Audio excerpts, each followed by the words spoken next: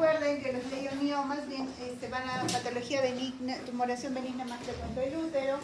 Como bien Claudia lo explicó, de acuerdo a la localización, ahí tenemos el cuello uterino, tenemos el útero. Pueden ser debajo del endometrio, ¿cómo se llamaría? ¿Qué tipo? Submucoso, que está dentro de la pared sería el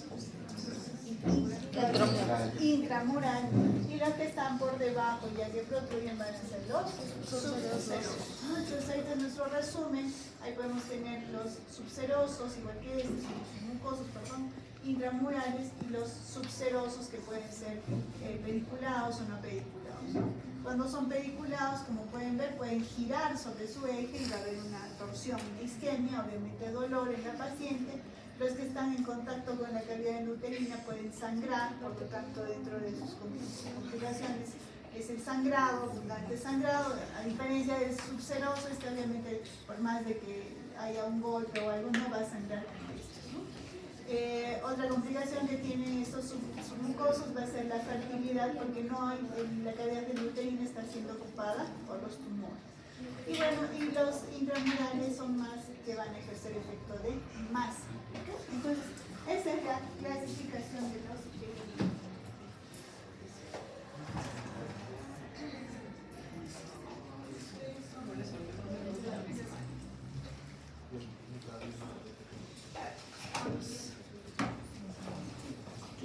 buenas noches, doctora, compañeros. El día de hoy nuestro grupo va a hablar acerca de tumores de ovario.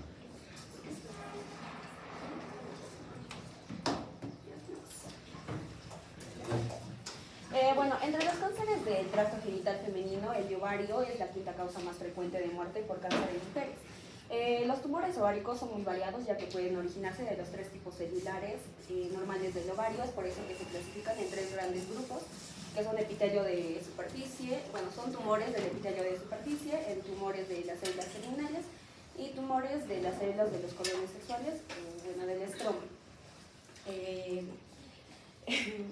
En las neoplasias de origen epitelial, estas son las que representan la mayor parte de los tumores de ovario, y nos dicen que sus variaciones, que son los tumores malignos, estas representan casi el 90% de los cánceres de ovario. Dentro de este grupo encontramos a los tumores sedoso, mucinoso, endometrioide, también de células claras o de Brenner, que más adelante van a explicarle mis compañeras. Por otro lado, también tenemos a los tumores de la célula germinal y los tumores de los cordones sexuales del estroma. Estos son menos frecuentes y representan del 20 al 30% de los tumores de ovario, y ambos, o bueno, en conjunto, representan menos del 10% de los tumores malignos.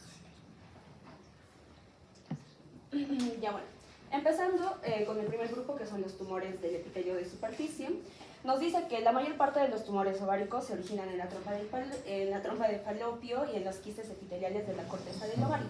Como resultado, da dos tipos de carcinoma tipo 1 y carcinoma tipo 2. El carcinoma de tipo 1 es un carcinoma de bajo grado, y este se origina a partir de los tumores de borderline y también de la endometriosis. Y por otro lado, los carcinomas de tipo 2 es un carcinoma de alto grado, y este se origina a partir del CID, que es un carcinoma intraepitelial seroso. Bueno, en este punto nos mencionan los tumores, que podemos encontrar tumores benignos, malignos o de borderline.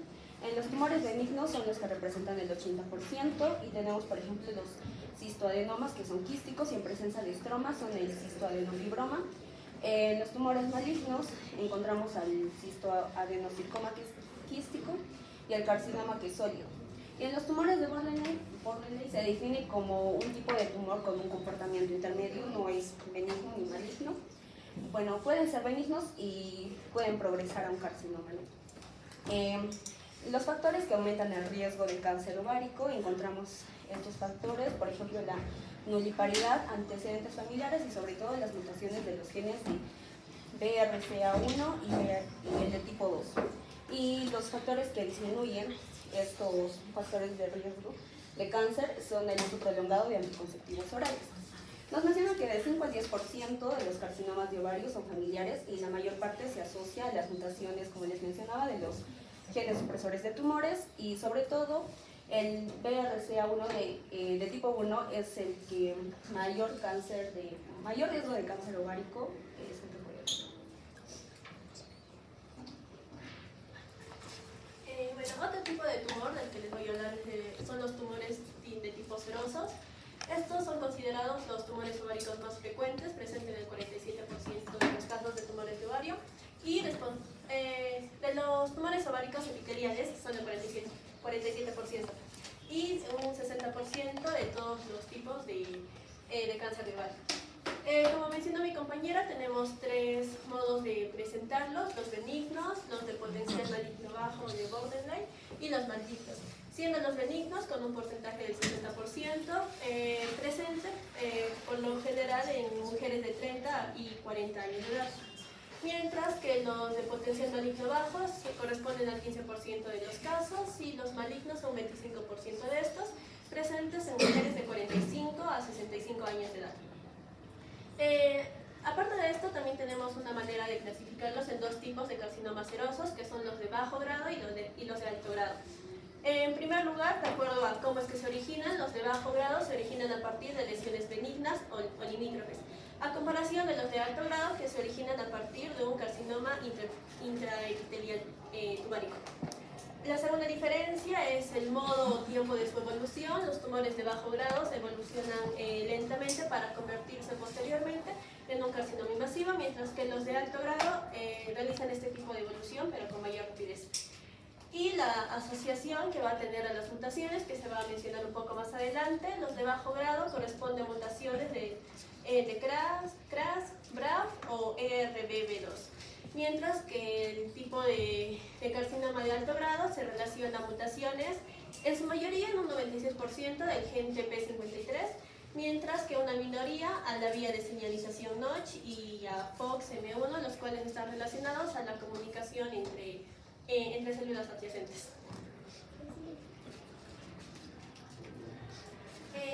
Ahora, en cuanto a su morfología, se menciona que este tipo de tumores en general son de estructuras quísticas bastante grandes, esféricas o en todo caso ovoides, y pueden alcanzar, de acuerdo a esto, un tamaño de 30 a 40 centímetros de diámetro. De acuerdo a esto, vamos a presentar principalmente a los dos tumores, a los benignos y a los malignos, en los que tenemos a mención al cistoadenocarcinoma. En los benignos, como vemos acá y en la característica general, de manera quística o ovoide, los notamos de esta manera, y en la parte, desde una vista macroscópica, notamos esta serosa de revestimiento que le da una característica lisa y bastante brillante. Y de hecho, en este tipo de tumores benignos vamos a notar que en su modo de presentación aproximadamente el 25% de estos son bilaterales, y esto es importante para diferenciarnos del siguiente tipo de tumor que se va a presentar. En cuanto a los malignos, al cistoadenocarcinoma, en este caso, a comparación, como podemos ver, notamos irregularidades nodulares producto de esta invasión que está realizando el tumor en la serosa del ovario. Y también vamos a notar al corte, de acuerdo al tamaño de este tipo de tumor, a los tumores quísticos pequeños por lo general van a mostrar una única cavidad, y los tumores quísticos más grandes, múltiples tabiques que forman estas masas multiloculadas, incluso presencia de ciertas papilas que se ven en este tipo de corte.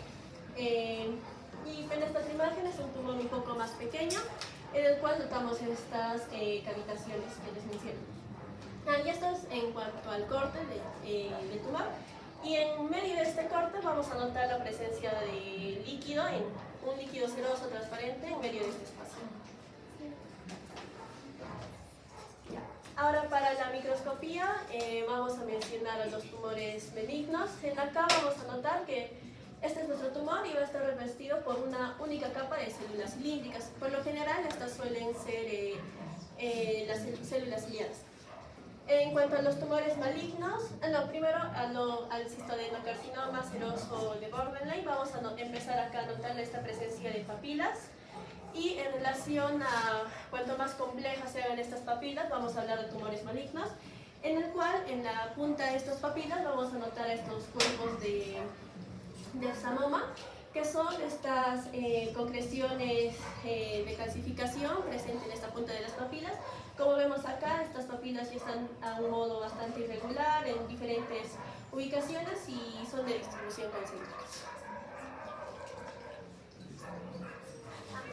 Me olvidaba también en cuanto a la diseminación, por lo general estos se diseminan a ganglios linfáticos regionales y en una menor frecuencia realizan una metástasis y a ganglios linfáticos a distancia. En cuanto al pronóstico de estos, como les mencionaba, algunos van a ser invasivos.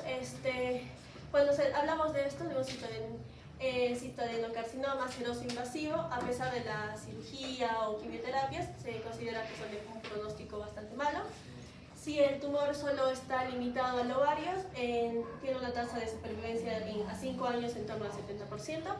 Y si han llegado a penetrar la cápsula del ovario, tienen una supervivencia la supervivencia en los 10 años es menor del 15%. Mientras que los de potencial maligno bajo, por lo general, tienen una supervivencia de casi el 100%. Ahora vamos a ver los tumores mucinosos. Estos van a ser similares a los anteriores, a los serosos, pero la diferencia principal va a ser que su epitelio neoplásico va a estar compuesto por células secretoras de mucina, es decir, de moco. Estas se van a presentarse, al igual que los anteriores tipos de tumores, en mujeres de intervalos entre 30 y 40 años y 45 y 65 años de edad. Pero en este caso los tumores mucinosos van a ser de menor, van a ser considerados con un potencial menor de malignidad. Estos van a ser en un 80% benignos, 10% los borderline, es decir, de un potencial maligno bajo, y otro 10% solamente los malignos. Macroscópicamente vamos a ver que va a ser multiloculado, es decir, con cavidades que van a contener, en este caso, mucina, moco, y microscópicamente, más adelante también lo vamos a mencionar a grandes rasgos, pero también se puede verse que va a tener diversas cavidades, multiloculado, y va a tener una única capa de células cilíndricas, productoras de mucina. En su morfología vamos a ver que estos van a producir masas quísticas, además que pueden ser indistinguibles de los tumores serosos, pero la característica principal, como yo he mencionado anteriormente, es que el contenido de estas cavidades o de estos quistes van a ser mucinoso o moco. Estos van a tender a ser más grandes y multiquísticos, y su penetración se va a irse hacia la serosa, y además va a haber áreas de crecimiento sólidos, que estas áreas de crecimiento sólido nos van a permitir decir que hay un grado o van a ser indicativos de malignidad. Por otro lado, microscópicamente vamos a ver que estos quistes van a estar revestidos por células epiteliales productoras de mucina, además de que vamos a ver que va a haber infiltración hacia el estroma, también estratificación celular y atipia citológica. Finalmente, la diferencia con los tumores serosos va a ser que los mucinosos no van a ser bilaterales.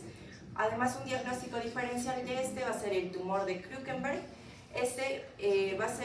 Va a provenir del aparato digestivo, y cuando va a hacer su metástasis de manera bilateral hacia los ovarios. En cambio, en este caso, los tumores mucinosos van a ser unilaterales. Además de que si se rompen, estos quistes van a llegar a diseminarse, pero va a ser temporalmente, ya que no van a formar masas que lleguen a ser duraderas, y su pronóstico es mucho mejor que el anterior, que vendría a ser el tumor seroso.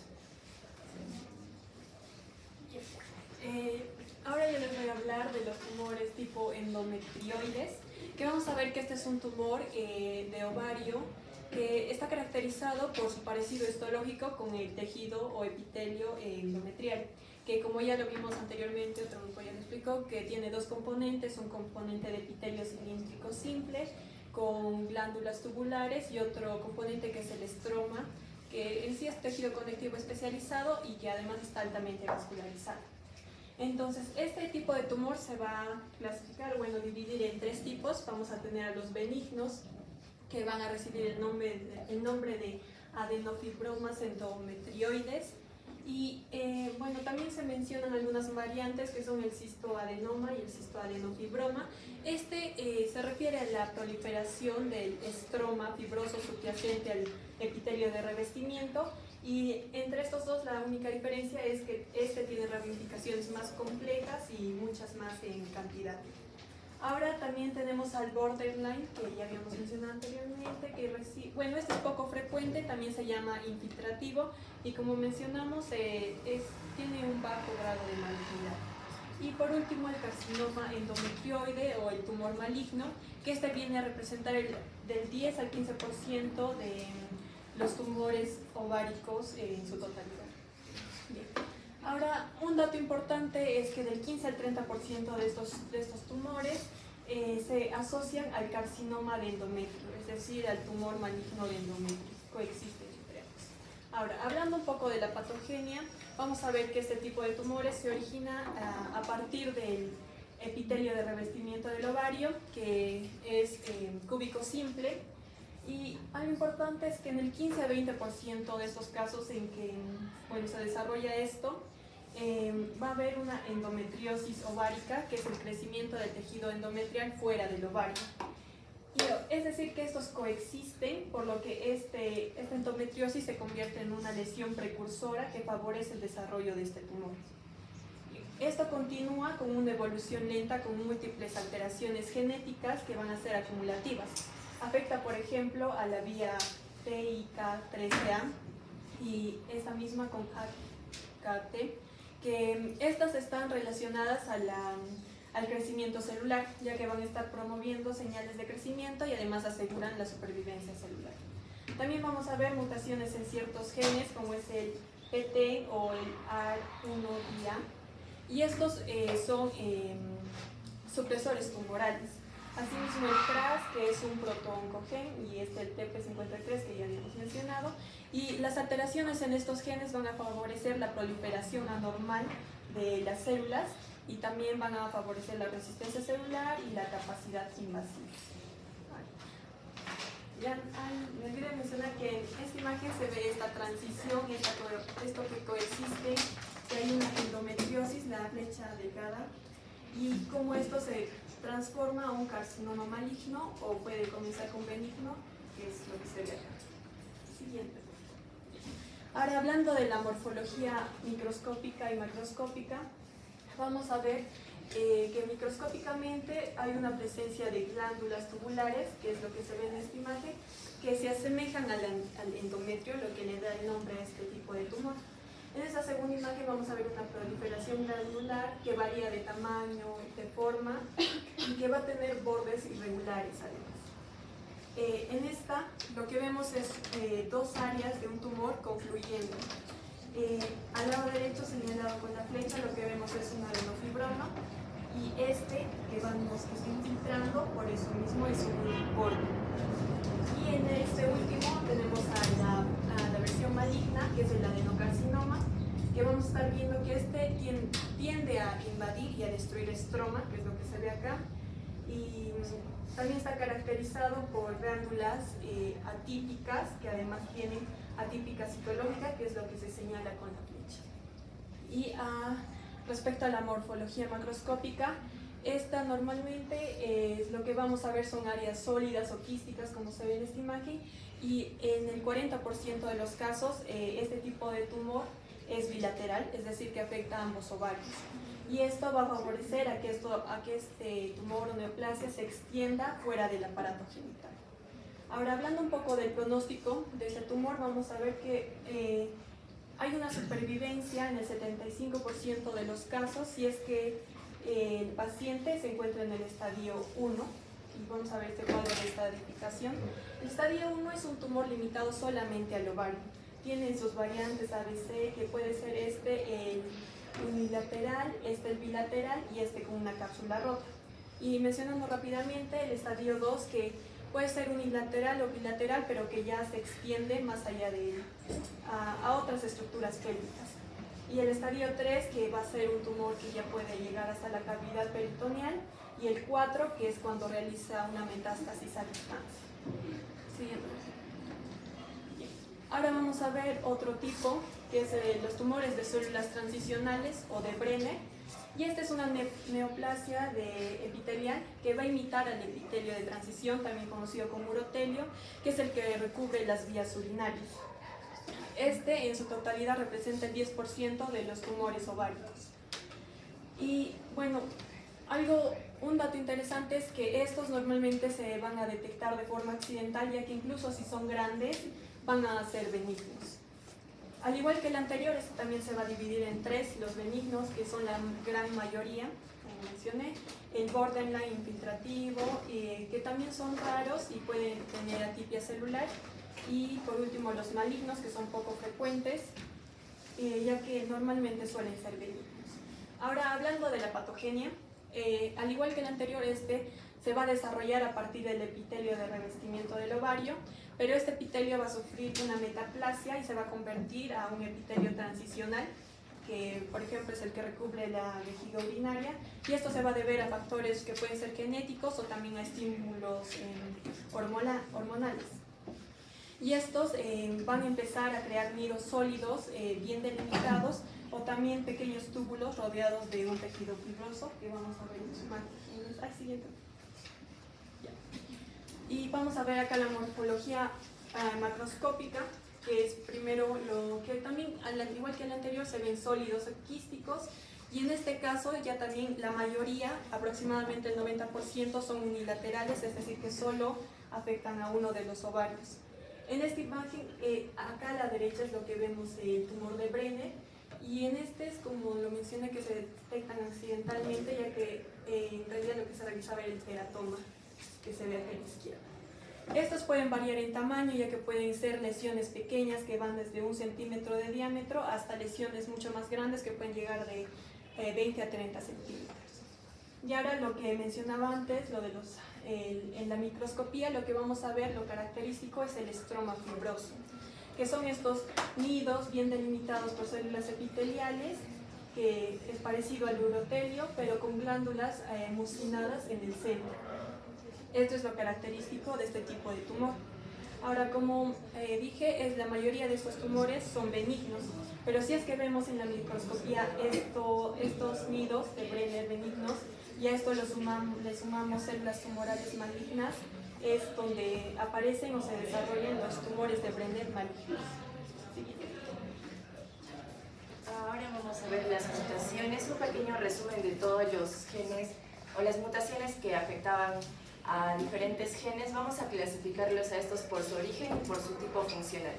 Por su origen vamos a ver que se dividen en germinales y somáticas. Las germinales van a ser las heredadas y van a estar presentes en todas las células. Algunos de los ejemplos respecto a los tumores de ovario vendrían a ser el BRCA1 y 2 y el MLH1, que produce el síndrome de Lynch.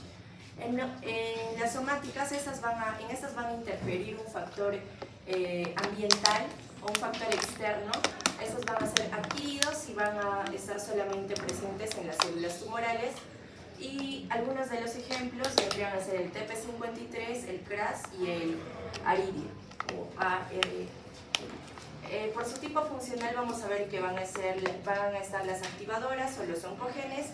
Estos van a aumentar o activar la función de la proteína, y algunos ejemplos vendrían a ser el CRAS, BRAF, el PICK3K, el HER2. En las inactivadoras en estas van a haber una pérdida de la función de la proteína y también van a inhibir el control del crecimiento celular. Pueden ser, por ejemplo, el ATP53, el BRCA1 y 2, el PTEN y la RIA.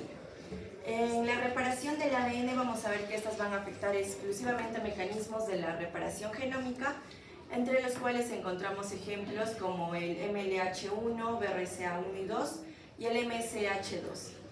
Y finalmente las epigenéticas, las cuales se van a caracterizar porque va a haber un silenciamiento genético sin cambio en la secuencia del ADN, en este caso la metilación del MLH. Bien, ahora vamos a hablar de otros tumores, los cuales nos ha mencionado Robin.